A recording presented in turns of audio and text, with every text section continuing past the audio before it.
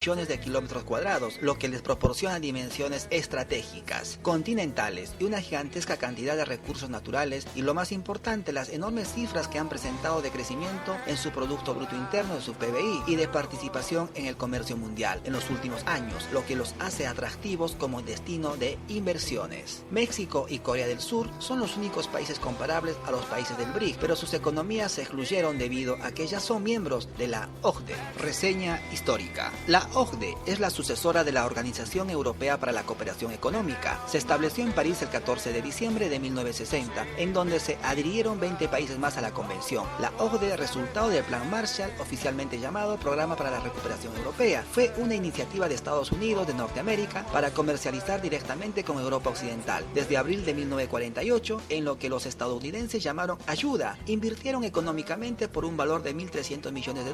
de la época para la reconstrucción de aquellos países de Europa devastados tras la Segunda Guerra Mundial, ejecutando políticas de genocidio y saqueando la industria nacional sudamericana y centroamericana, sentenciando la industria al atraso tecnológico en infraestructura, vulnerando la administración de aduanas de los países soberanos y sentenciando la producción industrial en un libre mercado, devastando el continente mediante gobiernos dictatoriales de facto y estableciendo el Plan Cóndor. Actualmente la OCDE se ha constituido en uno de los foros mundiales más influyentes en el que se analizan y se establecen orientaciones sobre temas de relevancia internacional como economía, educación y medio ambiente. El principal requisito para ser país miembro de la OCDE es liberalizar progresivamente los movimientos de capitales y de servicios, excluyendo a los estados republicanos del control. Compuesto por 34 estados, los países pertenecientes a la OCDE, cuyo objetivo es coordinar sus políticas económicas y sociales, son Canadá, Estados Unidos de Norteamérica, Reino Unido, Dinamarca, Islandia, Noruega, Turquía, España, Portugal, Francia, Irlanda, Bélgica, Alemania, Grecia, Suecia, Suiza, Austria, Países Bajos, Luxemburgo, Italia, Japón, Finlandia, Australia, Nueva Zelanda, México, República Checa, Hungría, Polonia, Corea del Sur, Eslovaquia, Chile, Eslovenia, Israel y Estonia. No obstante, en los aspectos sociales la valoración es diferente, ya que si bien es cierto, uno de los aspectos destacados por la propaganda que promovió el Plan Marshall destacaba entre sus objetivos la necesidad de mejorar la situación social de los trabajadores europeos. Esto se ponía en evidencia a través de la presión que los administradores norteamericanos ejercían sobre los gobiernos europeos para que adoptasen una política de saneamiento basada en la contracción del gasto público, el equilibrio de los presupuestos, la estabilidad monetaria y el establecimiento de un sistema fiscal dando márgenes elevados de beneficios a favor de los inversores. Las consecuencias de estas políticas fueron la reducción de los gastos públicos y de inversiones por parte de los estados republicanos europeos en servicios sociales, rentas bajas y los bajos niveles de consumo para las clases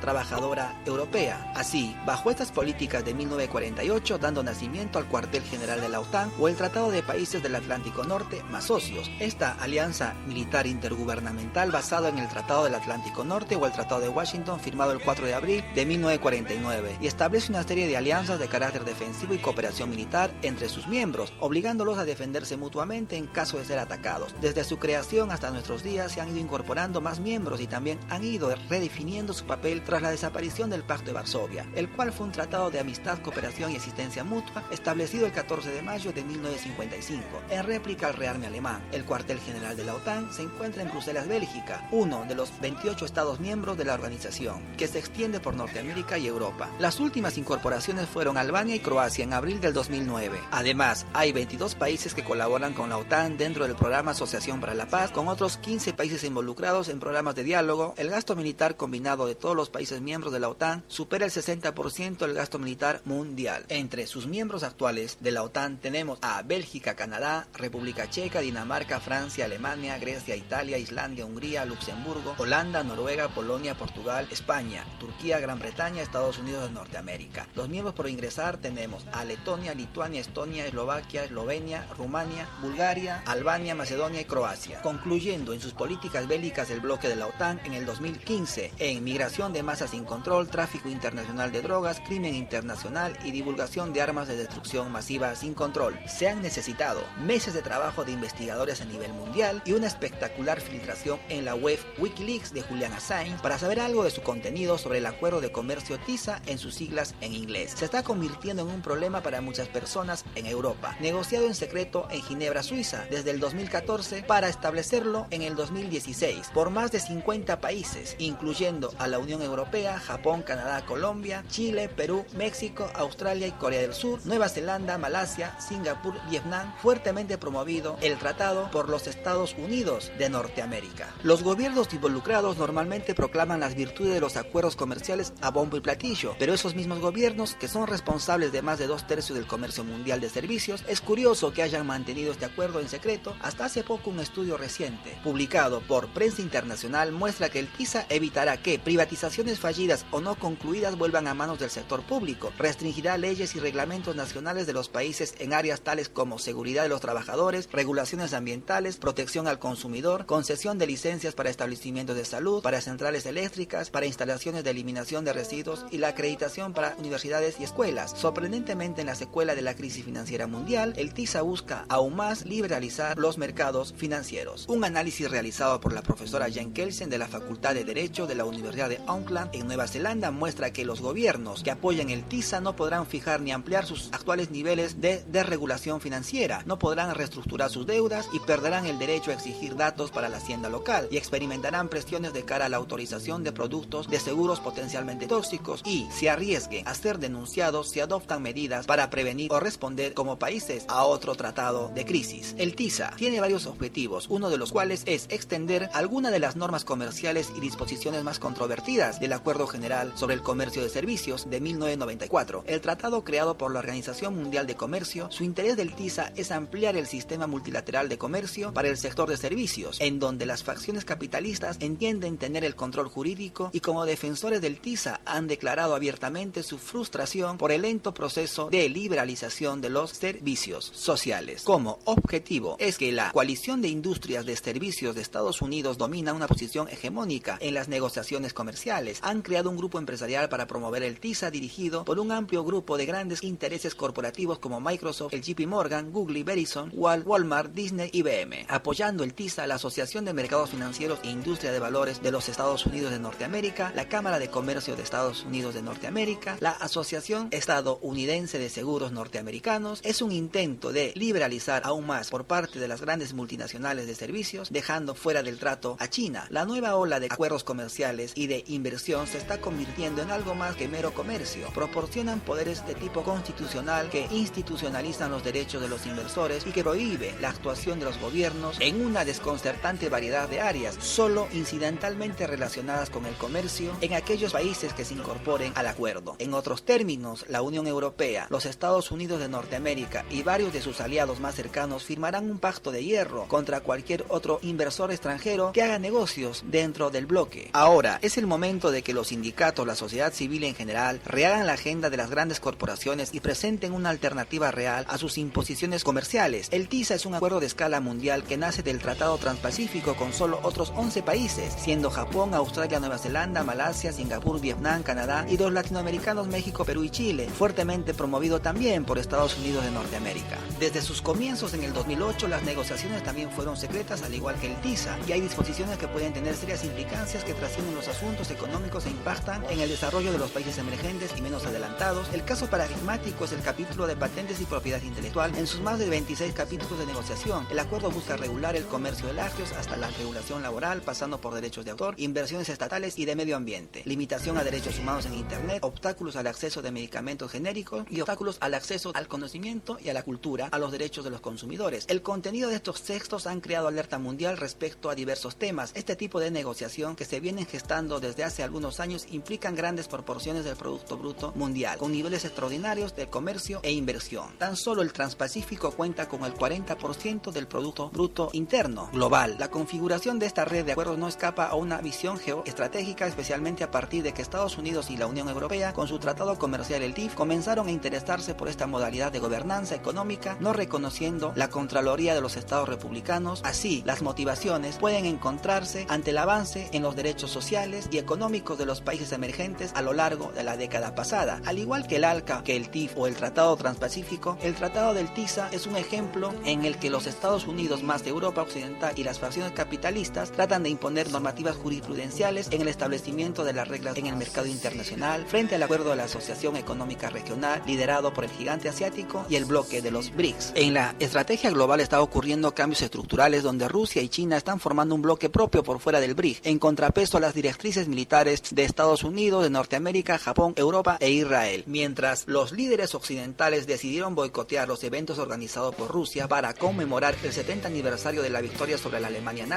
en la Segunda Guerra Mundial, el comandante en jefe de la OTAN, Philip Bredov, decía que la Unión Europea y Estados Unidos de Norteamérica podrían entrar en una tensa confrontación con Rusia. China, por su parte, decidió fortalecer su cooperación con Moscú. En su visita a Rusia, el presidente chino Xi Jinping no solo asistió al desfile militar en la Plaza Roja, sino también que firmó millonarios contratos y una serie de acuerdos de cooperación con Moscú. Además, las partes, entre otros aspectos, discutieron la iniciativa de Pekín para construir una zona económica geoestratégica denominada la Ruta de la Seda, que conectará comercialmente Europa y Asia. La tesis del BRICS, defendida en el ensayo para el 2050, reconoce que Brasil, Rusia, India y China han cambiado sus sistemas políticos. Encuestadores y calificadoras globales de inversión predice que China e India respectivamente serán los proveedores globales dominantes de tecnología y de servicios, mientras que Brasil es dominante en biodiversidad y Rusia tiene una potente industria de armamentos, enormes fuentes de petróleo y gas natural. Llegarán a ser semejante dominantes como proveedores de materias primas, aunque los dos últimos ya empezaron a aumentar de manera considerable y sus parques industriales. Así, el BRICS tiene el potencial de formar un bloque económico de enorme alcance con un estatus mayor que del actual. La tesis calificadora global de inversión documenta así como las materias primas, el trabajo, la tecnología y las compañías se han difundido hacia fuera de los Estados Unidos, de Norteamérica, a través del mundo. Rusia podría ser más grande que Japón. Los otros tres, Brasil, China e India, están manejando mejor sus crisis que países del G20. La posición que tendrán los BRICS en el crecimiento global en el 2050 será determinante para la economía mundial. A tener en cuenta, básicamente la asociación de países emergentes con las tradicionales potencias es una herramienta para consolidar marcos de acción previsible y áreas de influencia. Por ello, el comandante de las Fuerzas Armadas de Venezuela y presidente de la República de dicho país, comandante Hugo Chávez Frías, puso al servicio de la microempresa de los países sudamericanos, centroamericanos, el Caribe y de los pueblos del mundo la energía del petróleo en un intercambio comercial justo y equitativo dentro de la balanza comercial para incrementar el PBI de los países subdesarrollados, llevado por políticas estratégicas dentro del plan de salvataje económico y soberano para revertir económicamente el dominio económico y colonial de la gran industria extranjera y competir en precios en la producción de la industria nacional ante la macroempresa transnacional, revirtiendo las realidades sociales y económicos en los países donde las ganancias líquidas y los dineros se queden en los países y no sean saqueados sus economías, llevándose los dineros gananciales las empresas extractivas extranjeras a sus casas matrices, para así constituirnos como un bloque netamente exportador donde no nos manipulen políticamente con desabastecimientos vitales en los países del bloque comercial. Así, de esta manera, integrándonos bajo un tratado comercial con los países árabes. Es una instancia de encuentro estratégico entre la Unión de Naciones Sudamericanas y la Liga Árabe. La primera cumbre del ASPA tuvo lugar en la capital brasileña, Brasilia, el 10 de mayo en el 2005. Su agenda incluía como temas principales para consolidar la cooperación científica, técnica y cultural entre ambas regiones y de facilitar las condiciones de incrementar el comercio y las inversiones mutuas. En entre líneas, somos viajantes en el tiempo. El colonialismo, nuevas culturas o nuevas tendencias coloquiales en Sudamérica, como el proletariado europeo del 1500, no puede seguir viviendo existiendo como seres humanos ni como organismo, menos como organización social, de la mano de los derechos existenciales de los ciudadanos originarios, ni de su sangre, ni de su alma, ni de su cuerpo, ni de su espíritu, mediante políticas de los estados socialistas populares que siguen siendo en el 2015 extorsionados por facciones capitalistas y sociales, que pretenden seguir sosteniendo políticas genocidas bajo contratos comerciales, petroleros o mineros, priorizando ante los derechos universales a la vida, la extracción de materia prima, no reubicando a los ciudadanos originarios a otras tierras por ser parte de un país, sino encarcelándolos cuando proclaman sus derechos, llevándolos a juicio por parte de los estados republicanos, acusándolos de desorden social o incitación a la violencia con la autoridad policial o jurídica, cuando defienden su hogar, su familia, su historia. Por ello, fundar un nuevo contrato social, el proletariado europeo y los ciudadanos originarios, reencontrándose en una ley de tierras para que en los litigios comerciales, empresariales, con los estados soberanos, las facciones capitalistas no entiendan tener legitimidad jurídica de la tierra, así paguen impuestos soberanos y los países puedan engrosar sus Producto Bruto Interno, su PBI de su balanza comercial, y el 40% de los ciudadanos sudamericanos originarios vuelvan a sus tierras, a su historia y a su economía empresarial, donde los dineros queden en el continente y no sean saqueados por parte de estas facciones capitalistas extractivas por derecho colonial, para estratégicamente conformar como país soberanía soberanía política y social y la economía, integrando la materia gris con la materia prima, cohesionando las industrias estratégicas en un mismo polo de industria soberana y nacional. A nivel internacional, Hugo Chávez de Venezuela, Néstor Kirchner de Argentina, forma parte de un grupo de mandatarios de varios países, junto con Lula da Silva de Brasil, Tabaré Vázquez de Uruguay, Evo Morales de Bolivia,